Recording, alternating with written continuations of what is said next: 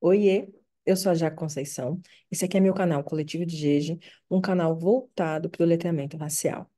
A gente tem feito aqui no canal algumas discussões sobre as relações entre psicanálise e feminismo negro. Na verdade, já faz um tempo que aqui no Coletivo de Gege eu venho trabalhando sobre as possíveis intersecções entre a psicanálise e o feminismo negro da antropologia. Na nossa conversa de hoje, a gente vai conversar sobre algo que não é novidade, que é a ideia da síndrome da boazinha. Por que que as mulheres, em especial as mulheres negras, são estimuladas, forçadas e se sentem quase que obrigadas a serem sempre boazinhas? Qual é a dificuldade que nós temos e da onde vem a dificuldade que nós temos de assumir os nossos desejos? E por que assumir os nossos desejos e dizer um bom e velho não, às vezes é muito difícil para nós enquanto mulheres negras? Eu acho que a gente pode pensar essa conversa tanto pela chave do gênero, esse imaginário criado em torno da figura do feminino, desse lugar de docilidade e submissão, que está lá na figura da Ave Maria. Quem fez o programa de formação da Nicanda, Estudos em Feminismo Negro, o ano passado, ou o ano retrasado, não me lembro agora, vai lembrar dessa aula em que a gente falou sobre a Ave Maria e essa ideia cristalizada de uma bondade dócil e submissa. Aquela que tudo ama, aquela que tudo perdoa, aquela que tudo acolhe.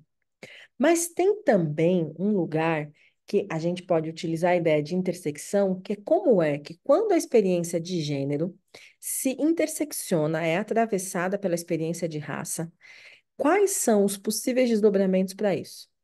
Acho que a gente pode pensar que, no caso das mulheres negras, a experiência do ser boazinha é uma oposição ao lugar da agressiva. Bom, naquele texto clássico da Lélia Gonzalez, Racismo e Sexismo na Cultura Brasileira, ela vai falar dos três lugares raciais da mulher negra e um deles é o lugar do corpo agressivo. A Patrícia Hill Collins, no livro sobre feminismo negro, também vai falar do lugar da mulher negra como esse lugar agressivo. Se tem um lugar social, histórico, da loucura, do descompasso, da sua louca, que é destinado à figura das mulheres, há um lugar da malvadeza, da ruindade, que é destinado ao lugar das mulheres negras. Há uma perversidade que é associada ao corpo, à imagem, à experiência das mulheres negras, e esse corpo, essa experiência, essa imagem, vai falar muito dessa contra-resposta. Me parece que na experiência de mulheres negras, o lugar da boazinha dócil é uma contrarresposta ao lugar da negra agressiva, violenta e perigosa que é historicamente criado na cultura brasileira e no imaginário racial brasileiro. Essa necessidade de sempre ser boazinha também vem associada à necessidade de se reconhecer enquanto um corpo passível de ser amado. Virgem Maria, Santa Maria, Nossa Senhora da Conceição, essa perspectiva de uma mulher dócil, acolhedora, é profundamente amada, porque é materna, porque é acolhedora. Mães são amadas, indiscutivelmente. Nós somos ensinados a amar nossas mães, mesmo quando são mães agressivas, mães ausentes, mães violentas. Então, supostamente, de forma talvez inconsciente, para a mulher negra ocupar este lugar do materno, fora que a ideia do materno é a única chave de mulheridade negra socialmente ensinada. Todas as mulheres negras que eu conheço performam essa ideia do feminino como materno. E estão sempre numa relação permanente de maternagem dos afetos, do trabalho, dos amigos, do cuidado. Então, somado essas duas ideias, a maternidade como objetivo de ser amado, né, como lugar do amor, e somada à ideia de que ser boazinha é uma pré-condição para ser amada, e pensando que na história coletiva social de mulheres negras o amor não é algo possível, não é algo dado, não é algo destinado, não é algo sequer herdado, então performar este lugar do materno bonzinho, do materno boazinha, é uma forma de reivindicar ou de aceitar ser amada. É como se mulheres negras pensassem que se elas não forem maternas o suficiente e boazinhas o suficiente, elas nunca vão ser amadas. E, de alguma forma, a sociedade goza com essa autopercepção invertida, né? Eu poderia usar até um termo psicanalítico, pervertida, sobre esse eu que a mulher negra projeta para se apropriar desse lugar, dessa necessidade de afeto, dominar, controlar, violentar e subalternizar mulheres negras. Há uma contranarrativa que alimenta essa ideia de que um corpo que não é dócil, um corpo que não é bonzinho, um corpo que não aceita tudo, não pode ser amado. E isso gera, na minha perspectiva, a partir da minha experiência clínica como psicanalista e como que alguém que tem pesquisado, principalmente sobre afeto nos últimos anos, uma autopercepção muito distorcida para as mulheres negras. Porque nós somos o tempo todo impactadas com ideias sobre a nossa jornada, a nossa experiência, a nossa identidade coletiva enquanto mulheres negras, quase que inalcançáveis. Isso quando elas não são atravessadas de repertórios profundamente negativos, tanto na mídia quanto na cultura como um todo. Muitas de nós viemos de experiências familiares com repertórios negativos sobre essa ideia de mulheridade, sobre essa chave agressiva como forma de produção de existência no mundo, somada a uma narrativa da força da mulher negra e a uma ideia exacerbada de amor como o amor romântico, sobretudo, como a única possibilidade de produção de afeto. Então, todas essas ideias, quando não advertidas, não elaboradas, vão gerando uma sensação de frustração e de autopunição que leva as mulheres à experiência da solidão da mulher negra. A gente pode pensar que a solidão da mulher negra é algo que está impactado não só pelas estruturas, mas também, em alguma medida, é uma decisão autônoma do sujeito. Mulheres negras optam pela solidão porque essa experiência da solidão diminui o desgaste emocional e diminui os níveis de agressão emocional que muitas vezes as mulheres negras são colocadas nos relacionamentos, sobretudo quando a gente está pensando em termos de relacionamento heterossexual. Então, é, essa necessidade de ser boazinha, a gente pode pensar ela psicanaliticamente como uma resposta para essa necessidade de ser amada e validada, que é uma necessidade social, é uma necessidade que está colocada na sociedade como um todo, não são só mulheres negras que têm uma necessidade de amor e de validação, mas no caso das mulheres negras, ser boazinha, para além de ser validada e ser amada, é ser reconhecida como pessoa.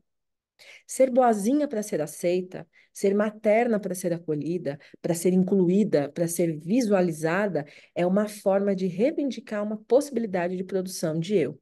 O problema é que as relações de gênero colocam essas características como características passíveis de serem violentadas e violadas sistematicamente. E isso tem levado ao adoecimento das mulheres negras. Não existe, eu acho, uma resposta específica para lidar com essa questão. Existe o processo de elaboração que a análise oferece, aonde essas questões podem ser pensadas e podem ser significadas. Claro que a análise, como uma saída para lidar com questões tão profundas, requer da pessoa em análise uma certa coragem de olhar para esses lugares tão doloridos e tão apagados na nossa jornada.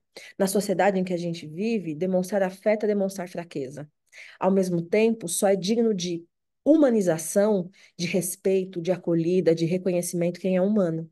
Essa é a sacada da escravidão. Esse é o legado, afetivo que a escravidão deixa para nós. Se eu não sou vista como humano, eu não sou vista como alguém que sente dor, que tem medo, que precisa de acolhida, que precisa de escuta, que precisa de atenção. Eu só sou digna de receber isso se eu ocupo esse lugar da Virgem Maria, de alguém que tudo perdoa, tudo acolhe, tudo entende, tudo ensina, tudo orienta. De quem doa a minha vida pelo outro. E eu só posso ser reconhecida no meu lugar de humanidade se eu aceito o meu lugar materno e ocupo esse lugar. Nós somos levadas de forma inconsciente a ocupar esses lugares. E quando nós tentamos, de algum modo, ressignificar essas ideias e dizer, eu não quero isso, eu não gosto disso, eu não sou aquilo, nós somos acusadas, nós somos excluídas, abandonadas, esquecidas. Essas experiências levam a um processo de que eu tenho chamado de amargor emocional. Nós viemos de uma trajetória social, histórica, coletiva amarga, do ponto de vista emocional, que com muito sacrifício foi sendo ressignificado em coisas bonitas como o samba, o candomblé, a capoeira, as experiências afro-religiosas, a estética negra, mas que ainda assim tem um lugar de sujeição e de rejeição desse corpo, porque ele não performa nem a brancura, nem a ideia de docilidade na sua ontologia.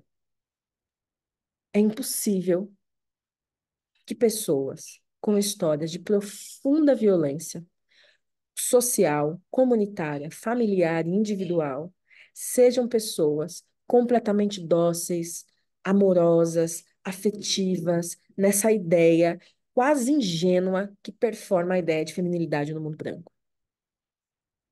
Vocês dão taça de veneno e quer soufflé? Ao mesmo tempo, é possível reorganizar esse acumulado de experiências negativas, dando para essas experiências outros significados e outras potencialidades, outras formas de produção e de existência no mundo. E a análise, ela é uma ferramenta importante para isso, porque ela pode possibilitar que o sujeito, num lugar seguro, que a psique num lugar seguro, que a mulher negra num lugar seguro, olhe para essa jornada e consiga encontrar o seu caminho, o seu lugar. Ou como diria Arlindo Cruz, o seu caminho de Ogum e Ansan. É possível que no meio da guerra a gente consiga recalcular as nossas rotas e traçar as nossas escolhas. Mas, para que a gente seja capaz de traçar as nossas escolhas, a gente precisa saber quais são as coisas que nos movem. O que, afinal de contas, você gosta? O que, afinal de contas, te satisfaz? Você gosta do seu trabalho ou você foi ensinada que você tem que ser grata ao seu trabalho? Afinal de contas, você trabalha numa boa empresa, você tem um bom salário, você tem um cargo público. Podia ser muito pior. Na época da escravidão era muito pior. Mesmo que essa frase ela não seja dita, ela perpassa o nosso inconsciente e o inconsciente das pessoas brancas. Essa percepção de que poderia ser muito pior, ou de que nós temos que ser grata ao pouco que nós temos, fala muito desse lugar de uma humanidade subalternizada e sujeitada. Nós somos humanas desde que não queramos demais. Nós somos humanas desde que a gente cumpra o nosso papel de boazinha, dócil, inquestionar, que não questiona, que está sempre quieta, que sempre aceita, que está sempre rindo, brincando, feliz, alegre, e que a gente seja materna. Materna nossos companheiros e companheiras, nossos filhos, nossos animais de estimação, nossas plantas, nossas carreiras, nossos colegas de trabalho, nossas famílias. E cada vez que uma mulher negra consegue furar um bolsão de miséria, seja econômica ou emocional, há uma cobrança para que ela compartilhe aquilo que ela conseguiu, com muito esforço, acumular. E se ela se nega, ela é louca, ela é ruim.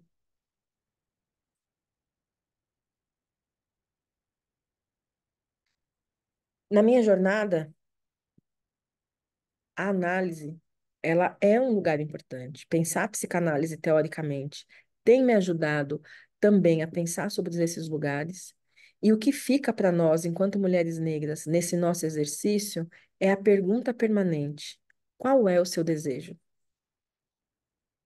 Mas não é o desejo fictício inventado pela sociedade de ter um cargo, ou de ser famosa, ou de ter muito dinheiro, ou de viajar para a Europa. Esses desejos são fictícios porque eles são desejos materializáveis. O desejo que nos move é um desejo da ordem dos afetos. Eles não são materializáveis, embora eles possam ser materializados, mas eles não são materializáveis.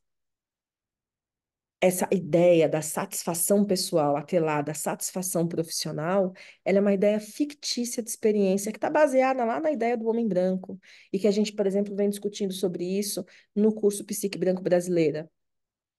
E em outros conteúdos daqui do canal, da plataforma do Dia, a gente tem pensado muito sobre essa ideia fictícia de um mundo branco que se materializa em coisas como um cargo, um salário, uma viagem, uma roupa cara. Qual é, de fato, o seu desejo? Você já se perguntou qual é o seu desejo? Você sabe qual é o seu desejo? Para além desses lugares imaginários do poder do mundo branco, na sua experiência, enquanto uma pessoa vivendo nessa terra, enquanto um corpo subindo o cume da vida, enquanto um sol que brilha e que ilumina a sua própria jornada, qual é o seu desejo? Acho que essa é uma boa pergunta. Para você que viu o vídeo até o final, meu muitíssimo obrigada. Para mim é sempre importante ter um espaço para compartilhar minhas ideias, as minhas questões e as minhas aflições. Para você que ainda não é inscrito no canal, por favor, se inscreve e ativa o sininho, isso é importante para manter o canal ativo, para que o YouTube reconheça o conteúdo como conteúdo relevante e para que a gente consiga alcançar cada vez mais pessoas. É muito importante também que você apoie o canal, curtindo esse vídeo, compartilhando esse vídeo, deixando um comentário. Isso aumenta na plataforma, no YouTube, o reconhecimento da importância do conteúdo e ele circula fora da bolha. Furar a bolha é um exercício fundamental para que a gente consiga ter um intercâmbio saudável de ideias. Você também pode apoiar o canal se tornando uma pessoa apoiadora, assinando a plataforma de Gede.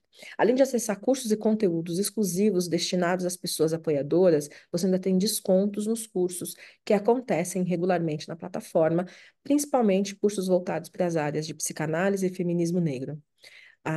Para mim, é muito importante contar com seu apoio, seja o seu apoio financeiro através da assinatura mensal, seja compartilhando esse conteúdo, me trazendo a sua opinião num comentário. É assim que a gente constrói uma comunidade e um espaço seguro para trocas de ideias. Se você quiser apoiar o canal, assinando a plataforma de Vejo, o link está disponível aqui embaixo na descrição, do vídeo. Eu agradeço demais a sua audiência. Espero que a gente se veja muito em breve. Que a gente tenha uma boa semana. Para mim é um prazer compartilhar conhecimento que emancipa, produzir conhecimento que liberta e trazer para vocês, nesse espaço tão seguro, ideias. Ideias para que a gente consiga produzir uma vida feliz, próspera e afetiva, repleta de amor. Até a próxima.